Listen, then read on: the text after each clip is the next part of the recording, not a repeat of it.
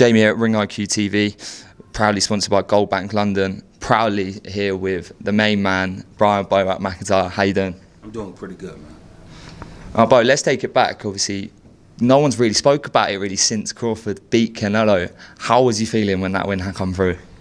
It was good, man. That was a good win. It was a good win for Crawford, good win for Nebraska, good win for boxing. When the fight was first talked about, a lot of people were saying, it's the wrong weight, the wrong size, it was too risky, but you and Bud didn't seem to flinch. What was the mindset from the very beginning when that fight was talked about? Man, let's get this sucker out of here. Let's prove the world wrong. So I remember you saying in one of the interviews, we've been here before, every time they've doubted him, he proves them wrong. Did this feel like the ultimate chance to silence every critic? Yeah, it was great. I remember saying that to a few interviews, but to shut everybody up about, Canelo's too big, he moving up in weight, but man, you can't never tell Crawford that he can't win a fight. Going up against a man like Canelo Alvarez, pound for pound king, a man who's dominated multiple weight classes, what was the very first thing you thought about strategically? Where do you even start preparing for a fight like that? Keep the distance, man. Control the distance. Control the space in the middle. So it really looks like, from the outside looking in, Bud didn't look like he prepared for him. It looked like he studied him, every rhythm, every habit, every moment, and you could look like you could really see that in the fight. Was that kind of the game plan? That was definitely the game plan. That's what you want to do when you go into fights like that, or any fight. You want to be able to study your opponent. The trainer, that's where he come in most at. Work on certain things in camp. So when the fight do happen, it all come out in the fight. When watching that tape of Canelo, was there a moment where you thought, we've got him here, we can beat him? When they announced the fight, that's when I felt like that we could beat him.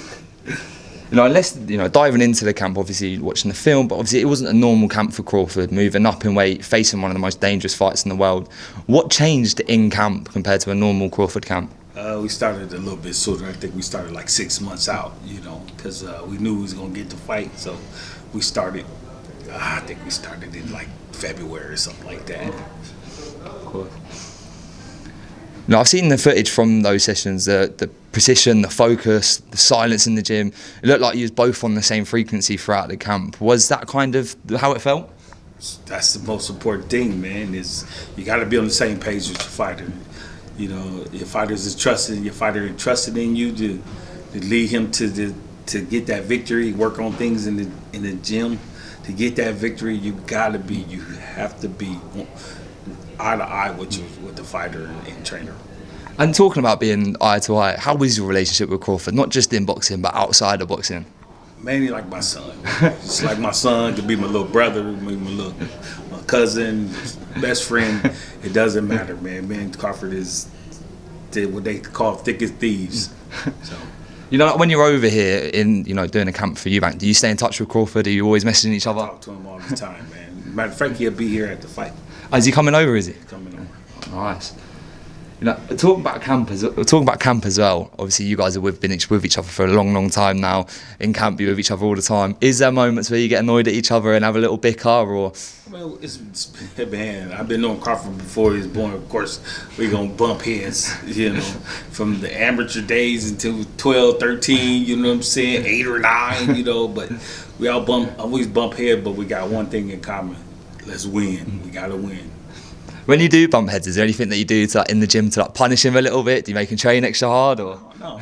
We just, it's just all it is a disagreement. We can agree to disagree. So that's all it is. And looking back, obviously, you said that long career that you've had with Crawford from day one.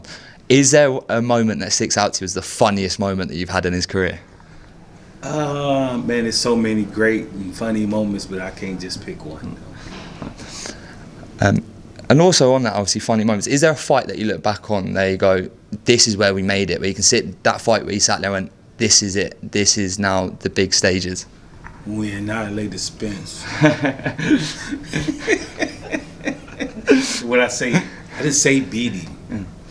I said annihilated him. Like, get his ass out the game. We don't have to worry about that dude no more. Going into that fight, did you think that fight was going to be so one-sided as it was? I told everybody it was. They're already leading up to the fight. 5 years before the fight, 2 years before the fight, a year before the fight, 6 months before the fight, 6 weeks before the fight, and to the end of the fight. I told everybody, it's not going to go with how y'all think it's going to go. Crawford's going to dominate him. When you first started with Crawford, was there any moment where you realised this is a special talent? And from the early days, was there a moment where you thought, I've got a real something great on my hands? Probably when he was like 12, 13. He just kept winning and winning and winning and winning. Just kept winning. Winning international tournaments, just kept winning.